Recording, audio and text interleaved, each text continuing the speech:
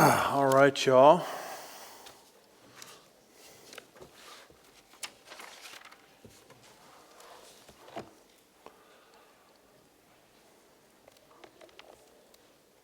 Let's open up our Bibles to the book of Zechariah.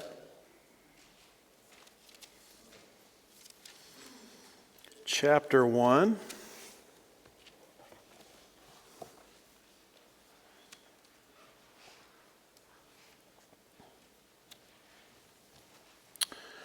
And verse 18.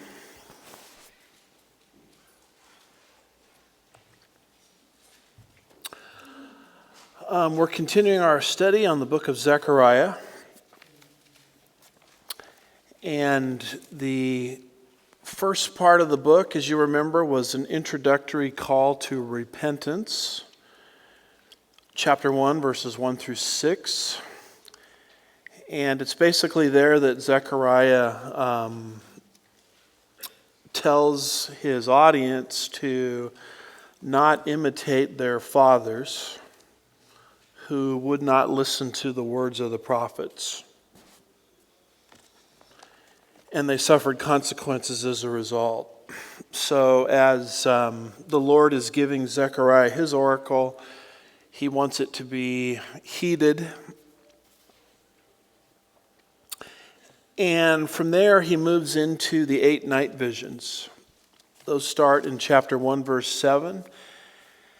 And they go all the way through chapter 6, verse 15, where Zechariah receives 8 visions in a single night, if you can imagine that. And everything in this book, as you know, is designed to stimulate the returnees from the 70-year captivity to get busy rebuilding the temple. Something that was, they got back from the captivity and they started the temple and they hit some discouragement and then they just sort of quit. And the temple was dormant for probably around 14, 15 years. And that's a problem because if you don't have a temple, you can't really have a united community. I did run into an interesting news article about the current Prime Minister of Israel saying that very thing about a year and a half ago, before he was Prime Minister. He basically gave a history lesson concerning Israel, concerning the Solomonic time period, concerning the time period that we're reading about here. And he said, we have to have a temple or we're not going to be united as a country.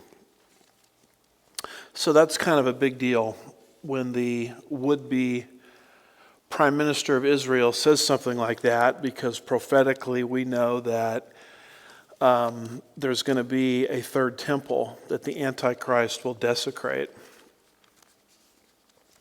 So when the conversation of the world moves to Israel in the last days, you're on the clock is on the hour hand. And when the discussion moves to the city of Jerusalem, now the clock is on the minute hand. And when they begin to talk about the temple, which is what this news article I'm speaking of references, then you're on the second hand. So that's a big deal prophetically. And I just bring that up because that's what Zechariah wanted in his day. If we don't have a temple, we don't have a united country. So after calling them to repent, he begins to give 8 night visions that God gave him. And all of these have to do with encouragement concerning rebuilding temple number 2. So the first night vision we've already studied. It's the rider amongst the myrtle trees. Chapter 1, verse 7 through verse 17. And the rider amongst the myrtle trees basically was speaking of God's anger against the nations and his blessing coming to Israel. So the reason they should build the temple is because God is going to bless the project. and they want to be on the front end of what God is going to do. So now we move to our second night vision that Zechariah had, and it has to do with the four horns, and the four craftsmen, and you'll find that in chapter 1, verses 18 through 21, and it has to do with God's judgment on the nations that are afflicting Israel. So we have four horns described, verses 18 and 19. And then there's going to be four craftsmen described, verses 20 and 21. And so for each, there's a description of what Zechariah sees in the vision and an explanation. So notice, if you will, Zechariah chapter 1, verse 18, where he gives us his second night vision. Look at verse 18, if you could. Then I lifted my eyes and I looked. So this is how you know we're moving on to a new vision, is because there's a verb of perception. You know, whenever he says, I saw, I heard, the Lord showed me, something like that. Typically in the book of Zechariah, it means you're getting now a fresh vision. And you might recall in the first vision, that same pattern existed. If you go back to chapter 1, verse 8, same chapter, he says, I saw at night, and behold, a man was riding on a red horse. So when he says, I saw, that's vision number 1, beginning around chapter 1, verse 8. Now you've got the same pattern there. Same chapter, verse 18, then I lifted my eyes. So what exactly did he see? Chapter 1, verse 18. I lifted my eyes, and behold, there were four horns. Now, when you study the Bible, what you'll learn is that horns, as in like a horn on an animal, they typically represent power and pride, the two P's. So, for example, over in Jeremiah chapter 48 and verse 25, it says, the horn of Moab has been cut off, and his arm broken, declares the Lord. And then when you go to Daniel 8, verses 20 and 21, it talks about two empires. One of them is Persia, and one of them is Greece. And the first one is described with a ram. And it says in Daniel 8, verse 20, the ram which you saw with the two horns represent the kings of Media and Persia. Verse 21 of Daniel 8 says the shaggy goat represents the kingdom of Greece, and the large horn that is between his eyes is the first king. So it's sort of a pattern as you look at this. When you see horns on an animal, it typically represents power and pride of a Gentile power. So it would represent a Gentile power that God has raised up to trample down his people for purposes of discipline. And so that's what Zechariah is seeing here with these four horns. So what is the explanation then of these four horns? Notice verse 19. So I said to the angel who was speaking with me, what are these? And of course the angel doesn't, start responding by talking about the price of tea in China or some unrelated subject. In this kind of prophetic writing, every time a question is raised, the angel answers based on the question that Zechariah is asking. So it says there in verse 19, so I said to the angel who was speaking with me, what are these? What do these four horns represent?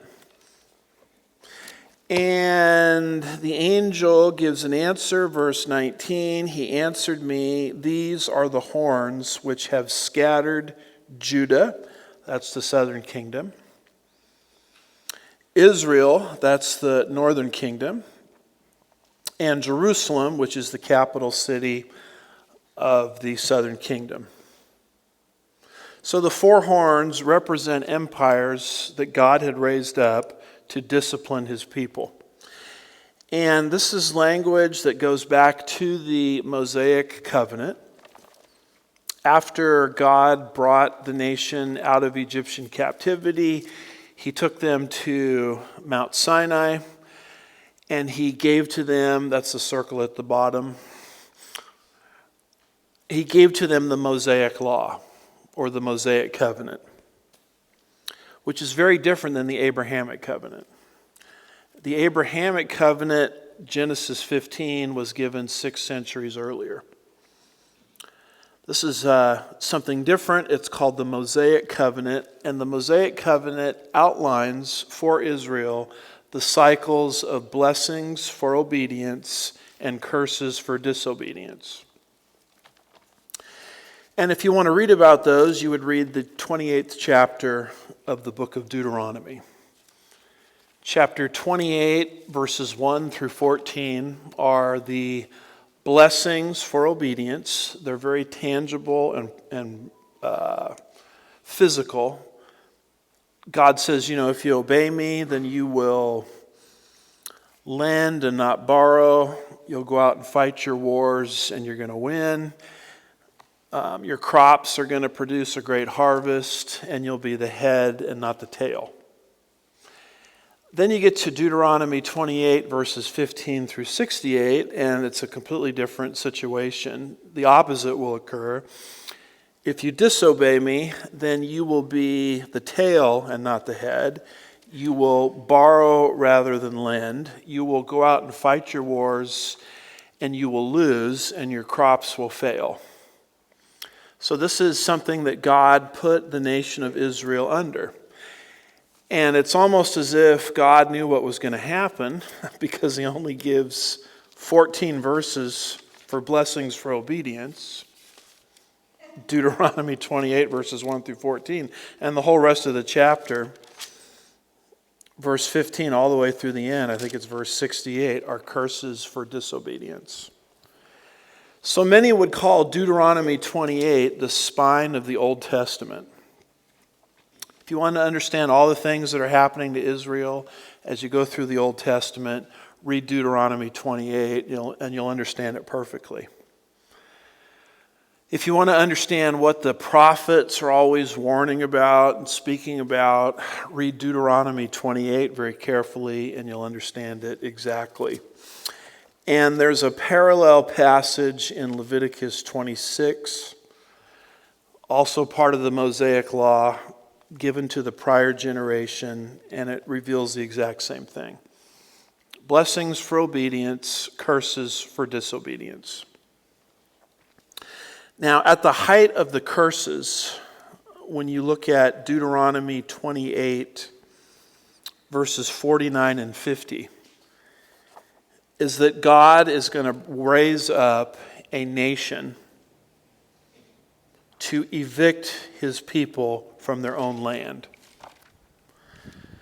Deuteronomy 28, verses 49 and 50 says, "The Lord will bring against you from far away, from the end of the earth, as the eagle swoops down, a nation whose language you will not understand, a nation with a defiant attitude, who will have no respect for the old or show favor to the young." And as you go through the Old Testament, you could see how that cycle was fulfilled over and over again in the life of Israel. The northern kingdom was scattered by the Assyrians in 722 BC. The southern kingdom was taken away into captivity in Babylon. And this crowd that we're reading about here had just come back from the 70-year captivity. But the whole cycle is revealed all the way back in the time of Moses. And during this difficult time period for the southern kingdom, God is going to raise up four powers. And I think those are the four horns that Zechariah saw in this second night vision. Daniel saw it, I guess, about a century, a little less than a century or so earlier. Nebuchadnezzar had a dream. The same dream was then later revealed to Daniel 2. And that dream is a beautiful statue, and the statue represents the four kingdoms that will trample Israel down for the southern kingdom. The head of gold would represent Babylon. The chest and arms of silver would represent Persia. The belly and thighs of bronze would represent Greece. The legs of iron would represent Rome. And prophetically speaking, eschatologically speaking, we know that God is not finished with Rome. There's going to be a revived Rome. I think it'll be much bigger than Rome. It'll be worldwide.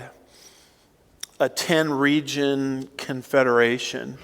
But that's the feet, yet future, made of iron and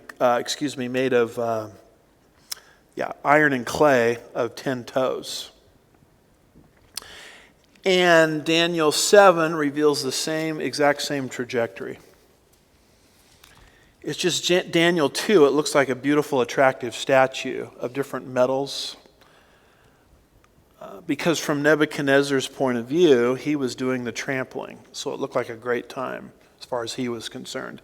Daniel 7 gives you these same four empires, but from the Jewish perspective, in the form of four ravenous beasts. So the head of gold would equal one of the beasts there in Daniel 7, a lion. And the chest and arms of silver would represent another beast. There, the chest and arms of silver, that would be beast number 2. Beast number 3 would be Greece, which would correlate with the belly and thighs of bronze. And then the fourth beast with the 10 horns would equal Rome. And the 10 horns would equal the feet of 10 toes. So there they are. There's the four empires that would trample down the southern kingdom. And God deliberately brought these empires against the southern kingdom because in the cycles of discipline, going all the way back to the time of Moses, God said this is exactly what's going to happen. It's just Daniel tells you who those four Gentile powers are. And this is who I think Zechariah is seeing with these four horns. That's who these four horns represent. So the four horns would represent four powers during the times of the Gentiles, when Israel is being trampled down by various Gentile powers. First empire is Babylon.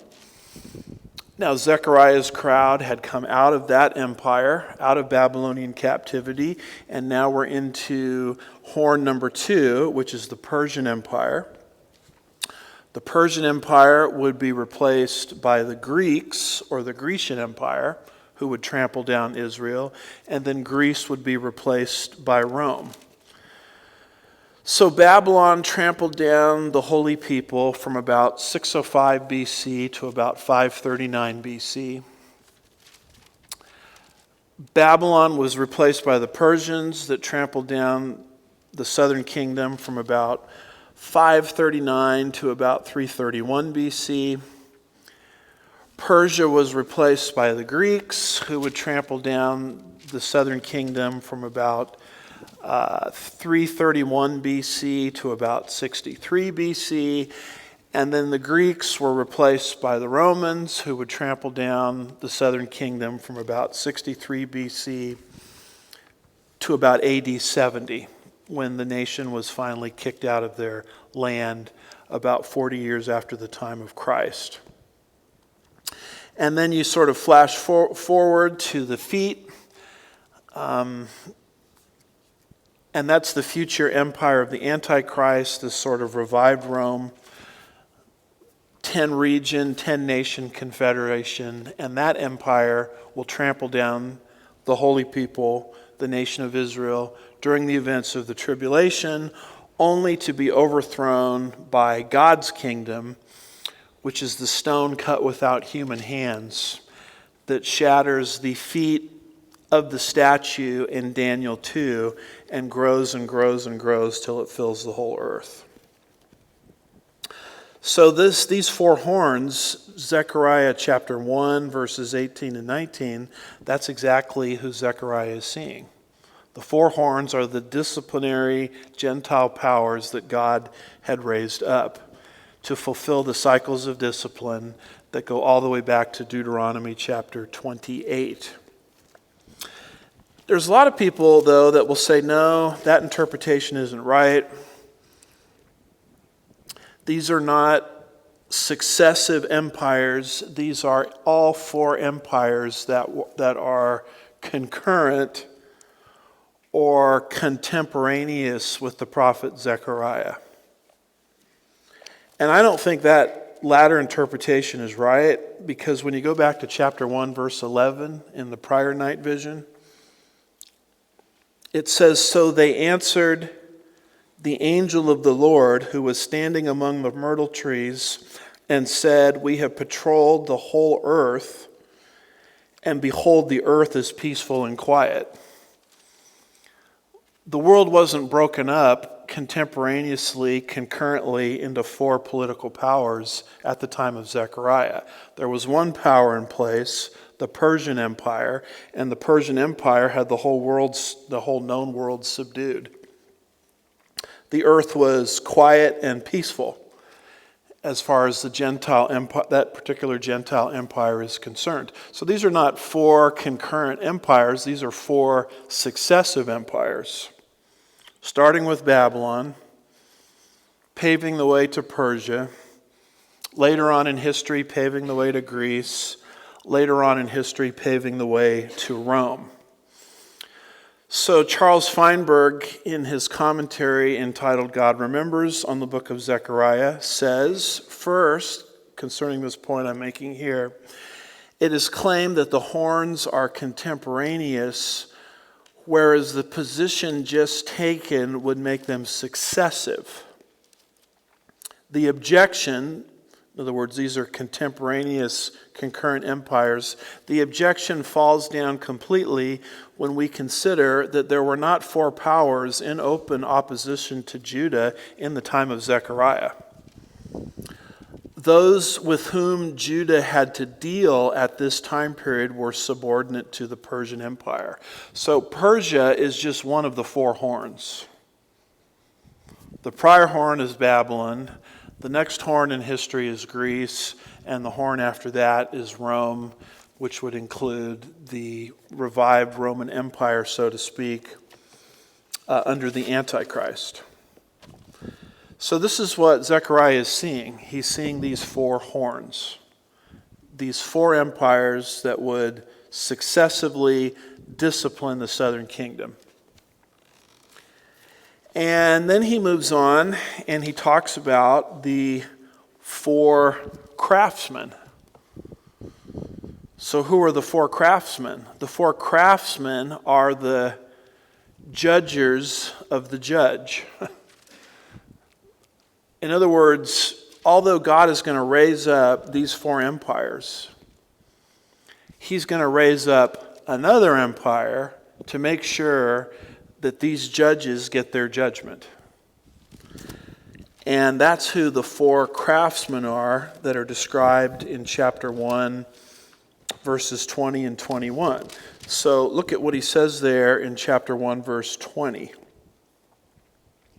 He says, "Then the Lord showed me four craftsmen." Now, a horn is a symbol of power and pride, as we talked about. A craftsman, and Zechariah is going to see four of them, are basically skilled worksmen or skilled carpenters. So God is going to raise up a skilled carpenter or worksman to overthrow each of these four horns. And you get a description of exactly how that's going to happen in verse 21. And notice what it says in verse 21, the last verse in the chapter. I said, what are these coming to do? He's asking a question about the four craftsmen.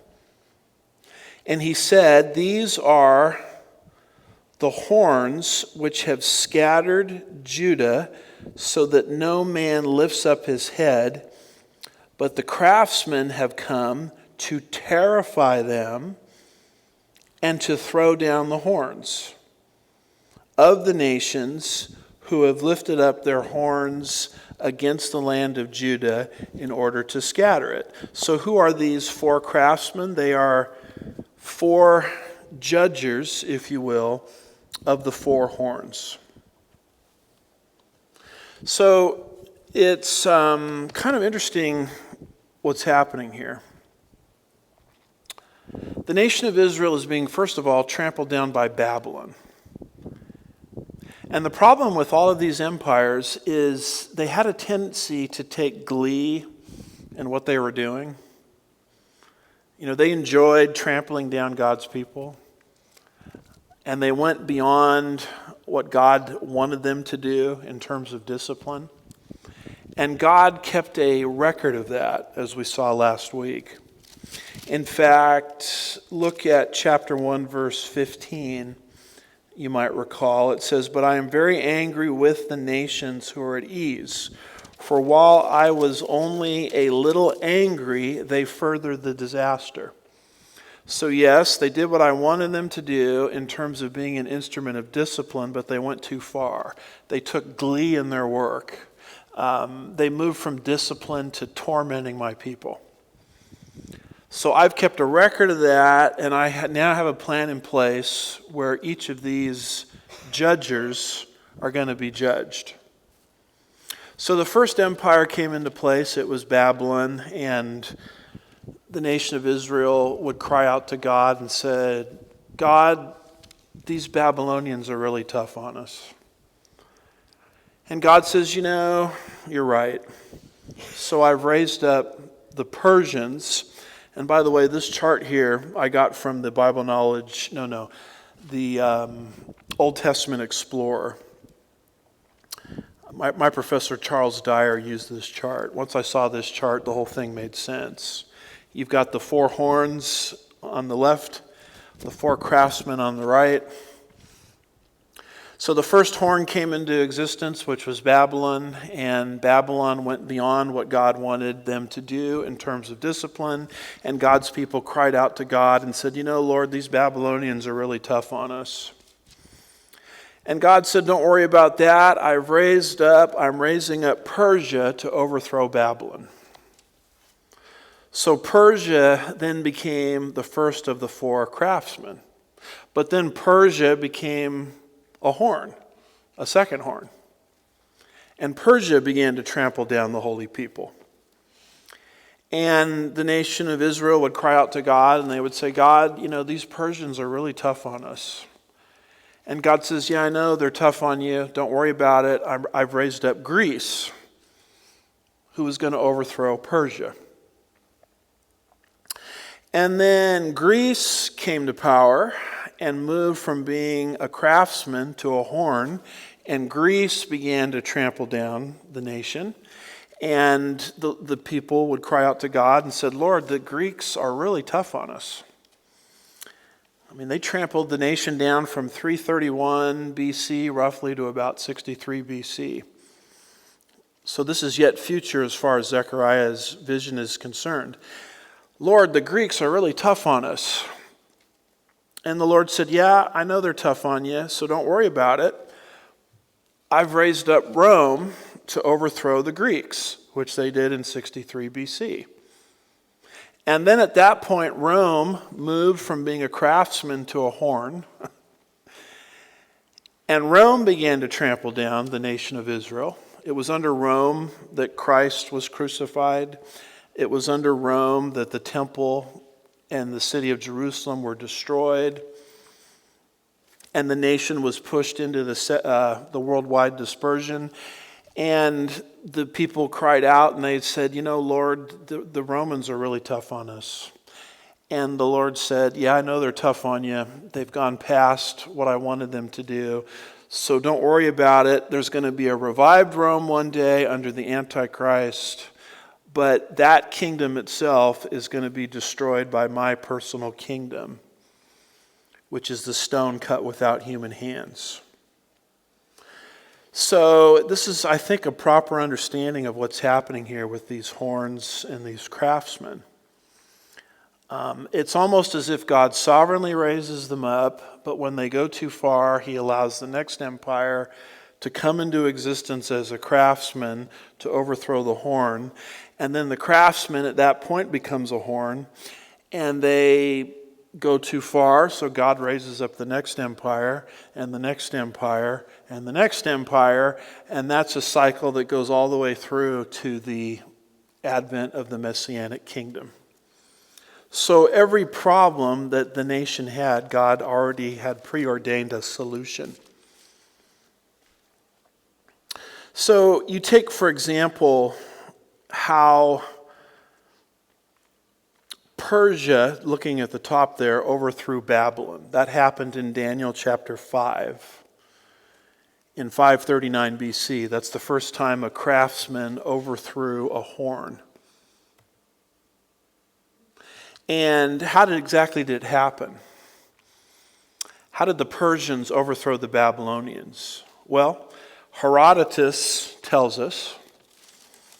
Herodotus, who wrote his histories, wrote about a century from the fall of Babylon at the hands of the Persians. And he says that's Cyrus, the Persian, conducted the river by a channel into a lake, so he made the former course of the river passable by the sinking of the stream.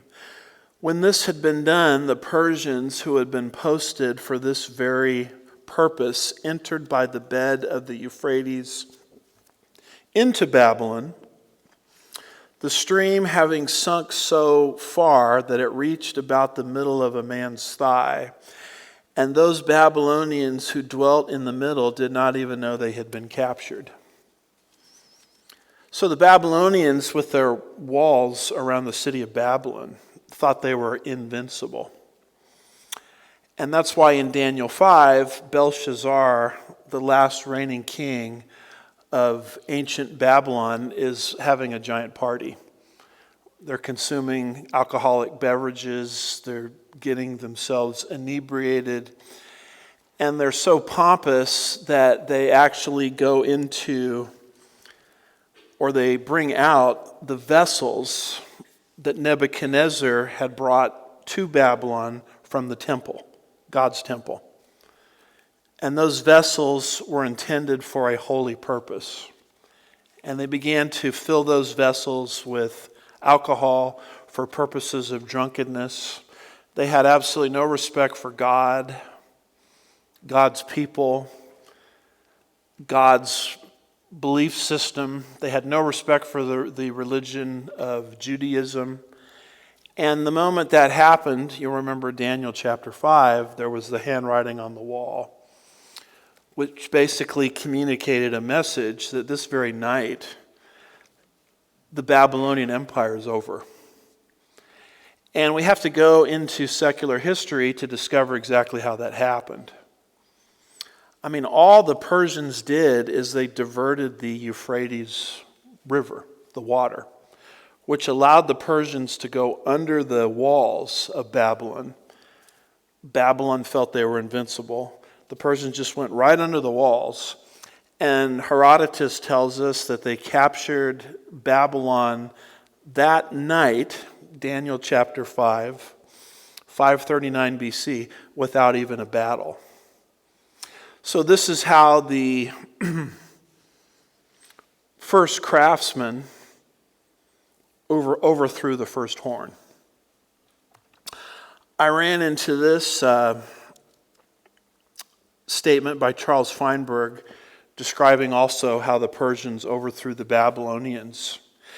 He says, an interesting historical fulfillment of the prophecy of the judgment of God upon Babylon, although only a partial one, is the following.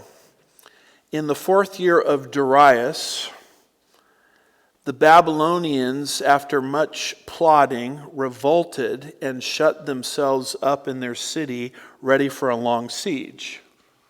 That's where all the partying and drinking and using the temple vessels for profane purposes came in.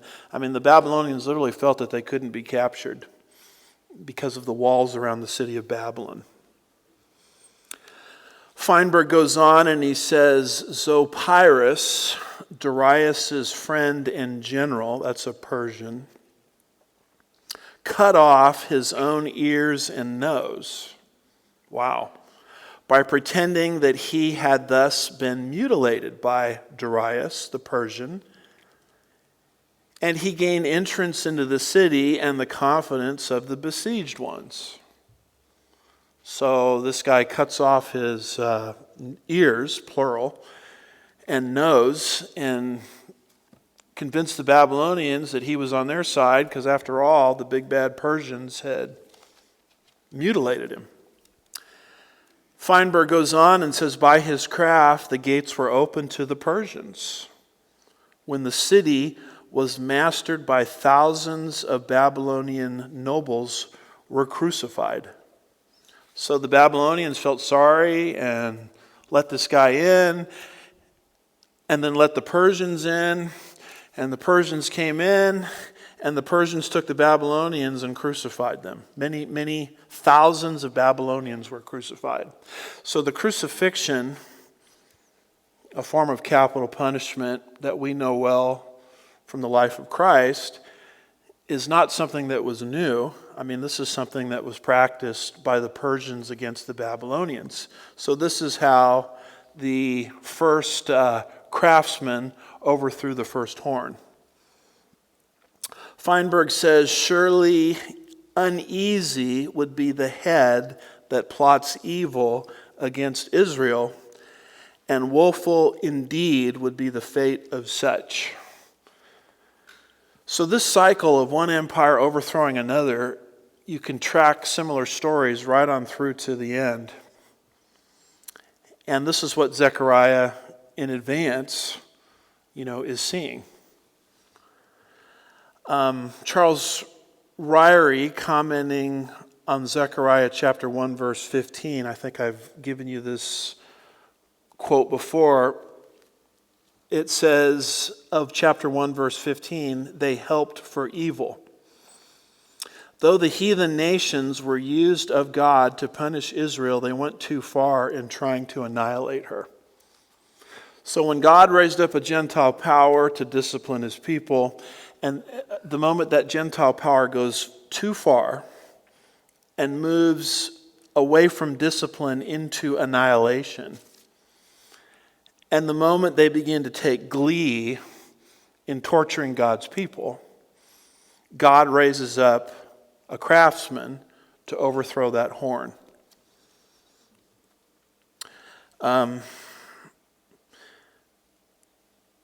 It talks here about scattered. You see that there in verse 21? And he said, these horns which have scattered Judah. Why does he say scattered? Because they're the instrument of discipline upon God's people. Sometimes to the point of evicting them from their own land. But when those nations go too far, what does God do? He raises up another Gentile power. In this case, it would be the craftsman. To, what does it say here? Terrify. I mean, think how terrified the Babylonians were when the Persians began to crucify thousands of them. To terrify and to throw them down. So it's an amazing prophecy here about God's sovereignty. God is in the discipline business, but if the instrument of discipline goes beyond God's intention, then God raises up a craftsman to overthrow that particular horn. I've given you this illustration, I think, last week. It's as if you're working for a boss that God has put in your life to teach you something. Maybe he's strong, maybe he's harsh, but God put him in that position to mold and shape your character a certain way. He is, for all intents and purposes, he is God's instrument of discipline to you. So God has you under that boss for a particular reason.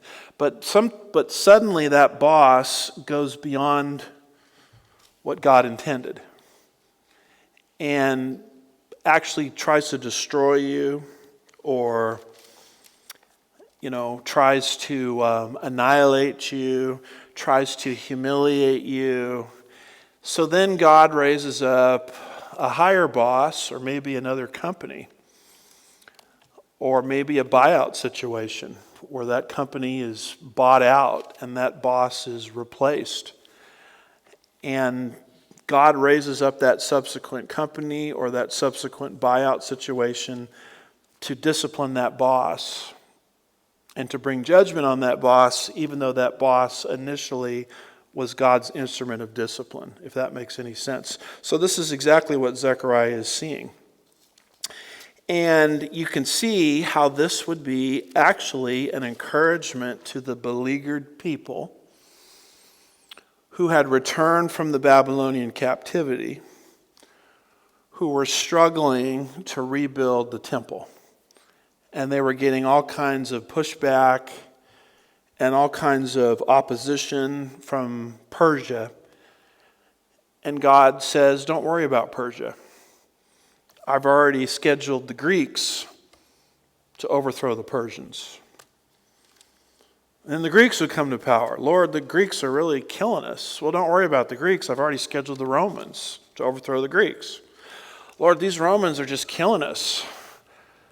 Well, don't worry about the Romans, because Rome is going to be overthrown by my personal kingdom one day. So I look at something like this as just an amazing testimony or prophecy concerning the sovereignty of God. How God uses Gentile powers for purposes of discipline, but at the same time, he keeps a record of when those Gentile powers go too far, and he schedules their demise. So does God raise up one Gentile power, the way I'm describing it here, to overthrow another Gentile power? Read the book of Nahum sometime, and you'll see God doing that exact same thing with Nineveh that had gone too far. God says, I'm raising up a different empire to overthrow you. Read the book of Habakkuk sometime, where one of those empires had gone too far, and God says, okay, I'm going to raise up another Gentile empire to punish that Gentile empire. So the fact of the matter is, God does this kind of thing all of the time. And if that's true, I don't know why we're so uptight about world history and current events. I mean, it's almost as if like God knows exactly what's going on. And he's already raised up subsequent powers to punish powers that are currently on the earth who are moving outside of God's pattern of discipline. So the best I can do, that's the judgment of the four horns and the four craftsmen. We have a little bit of time left. Let's look at this next one, and this takes us into chapter 2. And this is Zechariah's third night vision. This is the man with the measuring line. So it takes up all of chapter 2, verses 1 through 13. And it's the surveyor with the measuring line, and this has to do with God's future blessing on restored Israel. So here is this beleaguered community, and they are struggling with rebuilding the temple.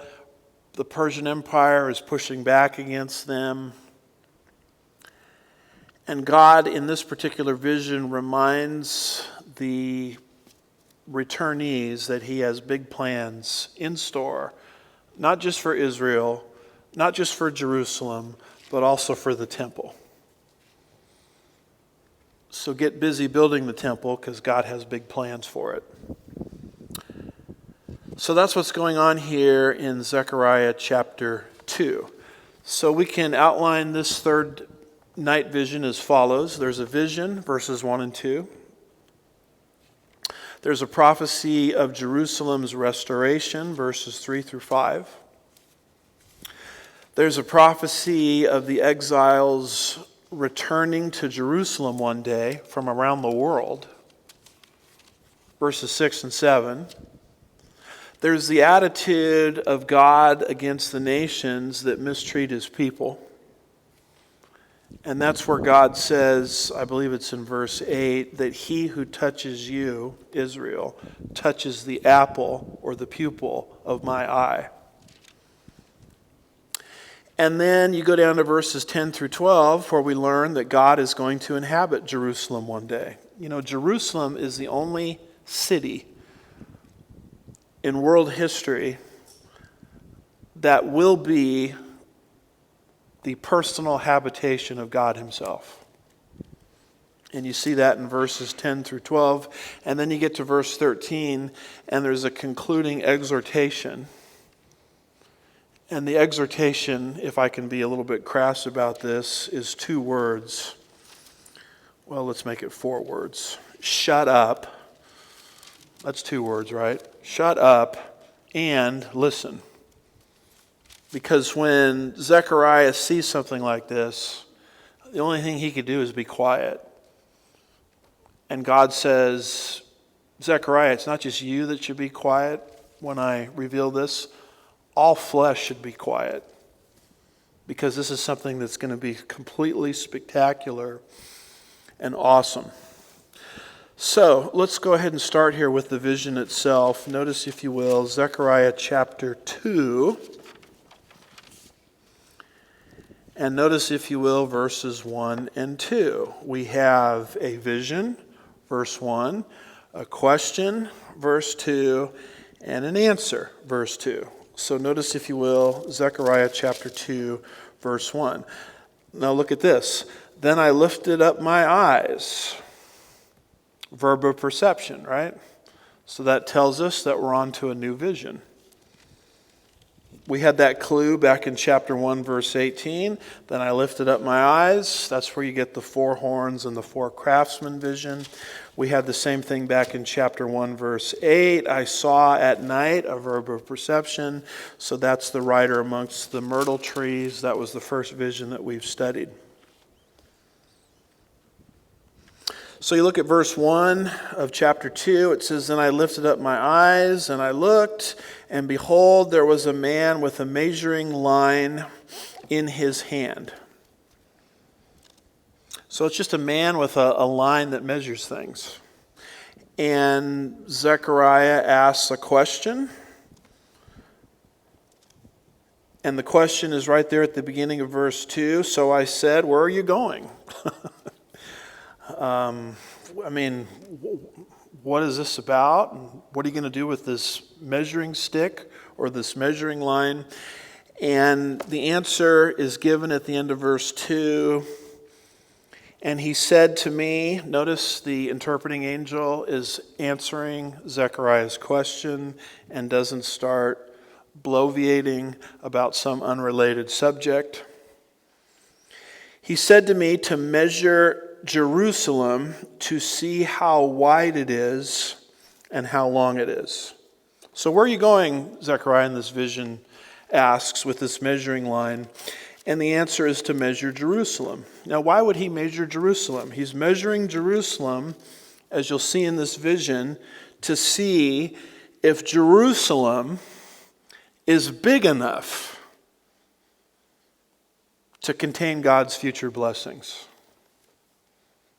So God wants to bless the city of Jerusalem, which he clearly will do, yet future in the millennial kingdom. And the only real concern is, can this little city handle the blessing that's about to come to it?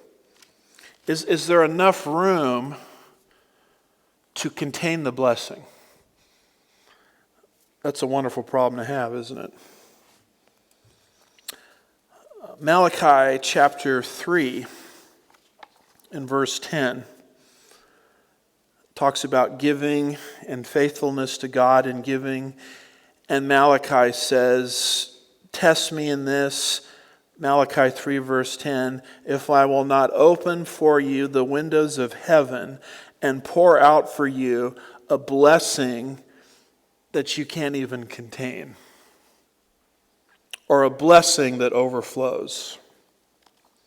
I'm reminded of the book of Habakkuk, chapter 1 and verse 5, where God says, I am doing something in your days that you would not believe if you were told.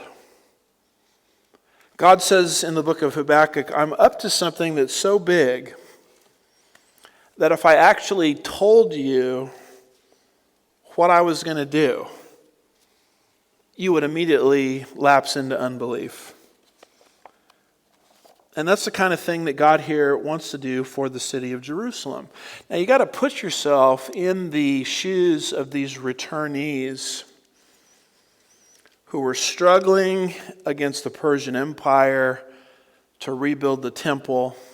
The project looked so big, and they were so discouraged that they gave up on the temple, probably building it, probably for about 15 years. They just quit.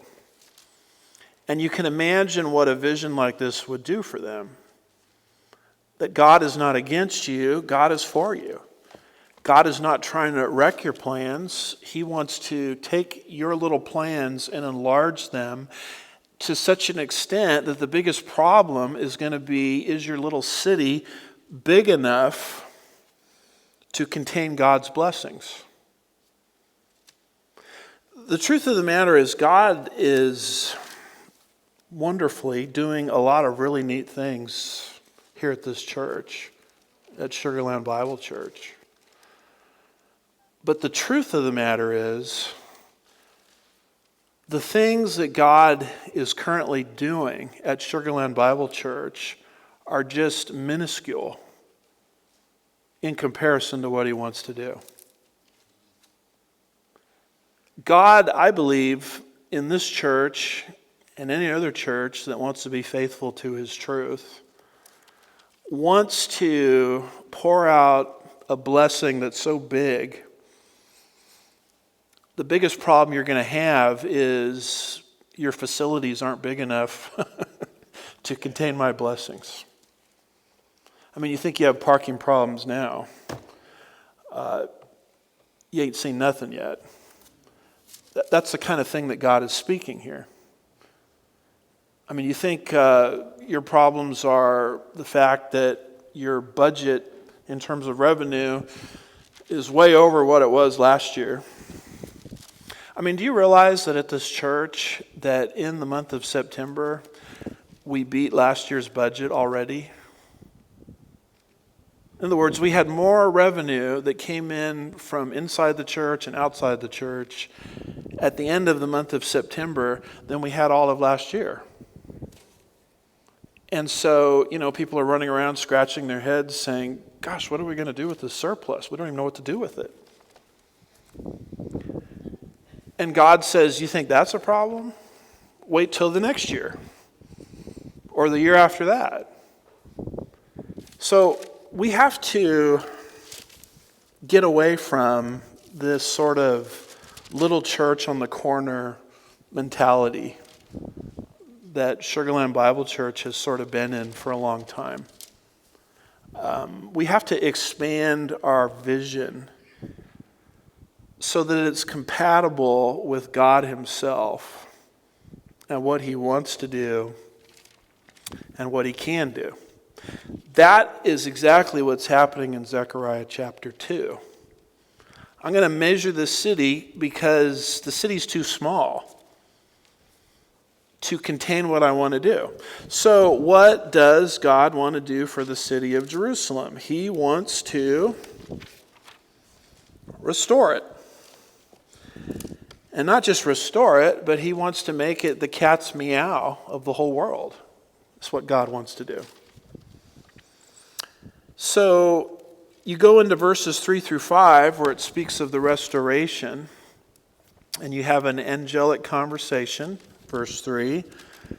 A prediction about the repopulation of Jerusalem, verse 4. And the problem is we can't have any walls around this city because there's going to be too many people in the city. Well, if you don't have any walls, who's going to protect it?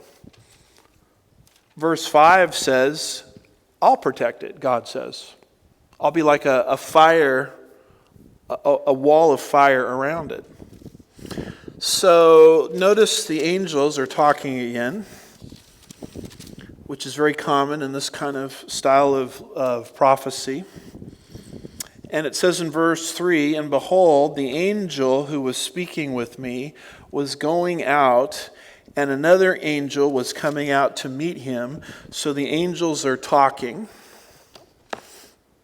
And what are they talking about? They're talking about the repopulation of the city that has to be measured because the city is too small in comparison to what God wants to do. So look, if you will, at verse 4 where you have the prophecy of repopulation. And he said to him, run, these are the angels speaking, run, speak to that young man. Now who is that young man? That young man is Zechariah. And because he's called a young man, that's how we know from his biography that we went over in our introductory lessons on the book of Zechariah, that he was called as a mere youth. He was born during the days of the Babylonian captivity, and he was taken to Israel in the first return from the exile. And we think all of that is true because Zechariah is called here a young man. Charles Feinberg says, the prophet is not designated as, and he gives the Hebrew for a young man, because of inexperience or ignorance, as some have inferred, but on account of his youthful age. This statement is not meant to be derogatory. Older men are no more confident to fathom God's glorious purposes of blessing for Israel without revelation from God himself than younger men. So Zechariah was receiving all of these visions as a very young person.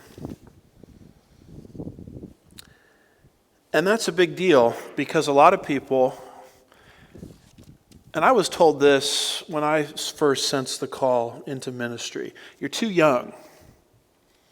Now they don't tell me that anymore, but they used to tell me that. You know, you're too young. Or when you get old, they say, well, you're too old for ministry. I'll put Bill here on the spot here. Bill is a seasoned saint, an attorney, and yet he just enrolled at Schaeffer Seminary for his first year. I'm sure in Bill's mind, he was told by Satan, oh, you're just too old for this. So the world system is always telling you you're too young or you're too old.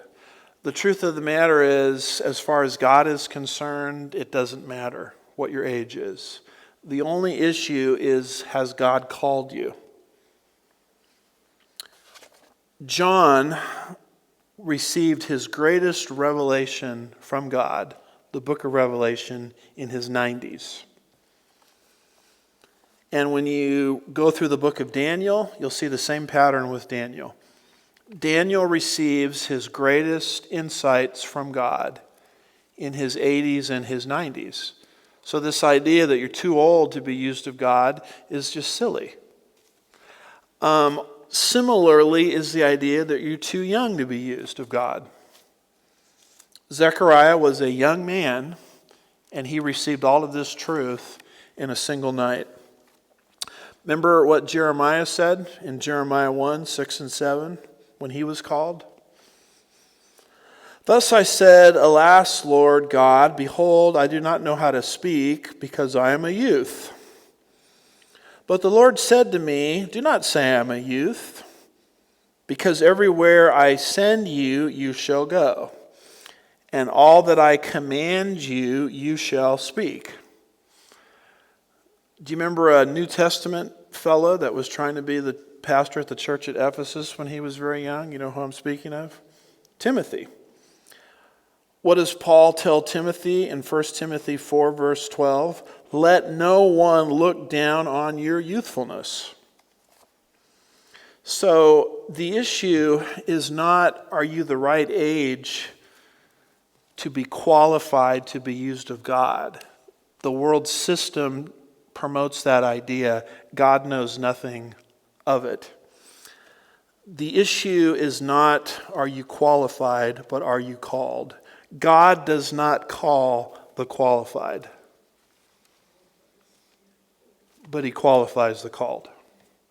And that's what you see happening here with Zechariah.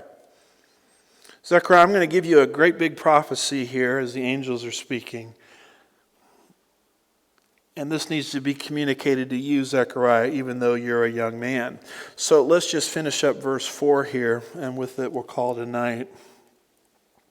And he said to him, run, speak to that young man, saying, Jerusalem will be inhabited without walls, because of the multitude of men and cattle within it. Jerusalem, although currently almost desolate in Zechariah's day, is going to have a population explosion. I believe that to a large extent we're seeing that population explosion happen in Jerusalem today, even though Mark Twain, when he visited that area and wrote about it in 1869, says there's nothing here but a desolate expanse. But look at Jerusalem today, the population magnet that it is. And the prediction here is not only will it be a city without walls because of the multitude of men, it'll be a city without walls because of the cattle inside of it. Cattle is wealth and livestock.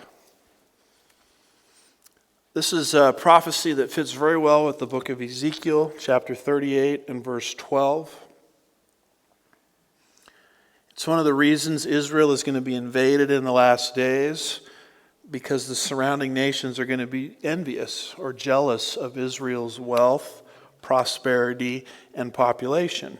Ezekiel predicts in chapter 38, verse 12, to capture the motive of the attackers, to capture spoil, to seize plunder,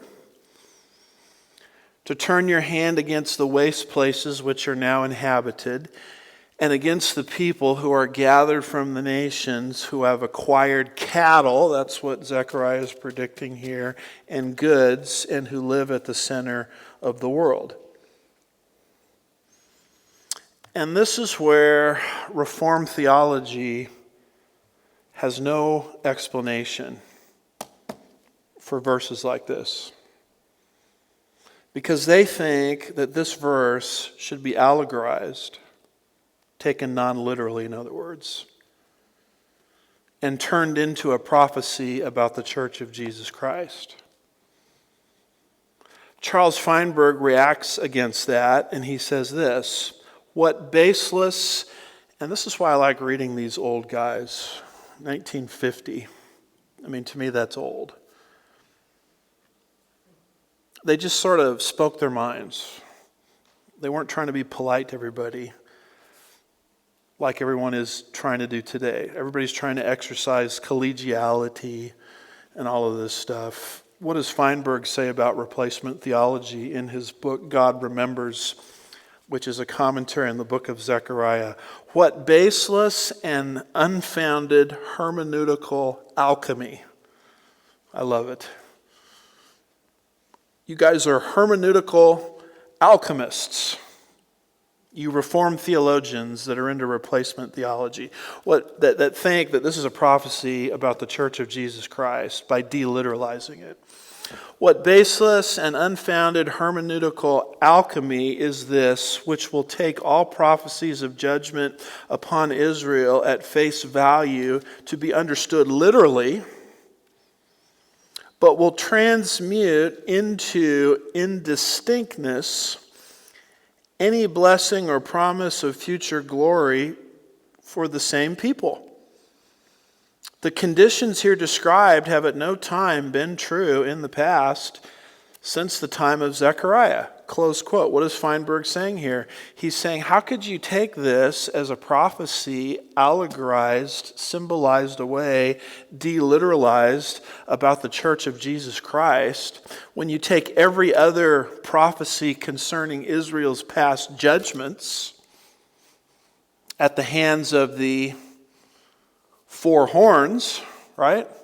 Oh, those judgments are all literal. The dispersion was literal. The Babylonian captivity was literal.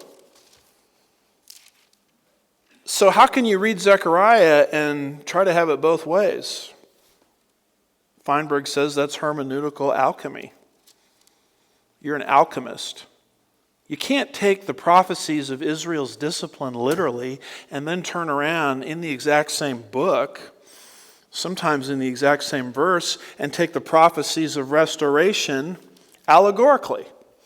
I mean, if the discipline is literal, what do you think the restoration is going to be? It's obviously going to be literal as well. Yet most Christians, as I speak, are sitting in denominations that teach this insanity of replacement theology, reformed theology, and they have to rely on a dual hermeneutic to get it to work. And Charles Feinberg, all the way back in 1950, calls them out on it, with boldness that very few people will do with today. So the biggest problem is Jerusalem can't have walls because the blessings that are going to come to Jerusalem in terms of population and cattle are just too big. Well, that raises a very interesting question. If the city doesn't have any walls, who's going to protect it? God says, I'm going to protect it. I'm going to be a wall of fire around the city. Verse 5. So obviously we can't get to that right now. And I'm 7 minutes over. So I can't go on and on about literal interpretation and ignore the clock, can I? So this is a good time to collect your young ones if you need to do that. Otherwise, take off. And if anybody would like to stick around for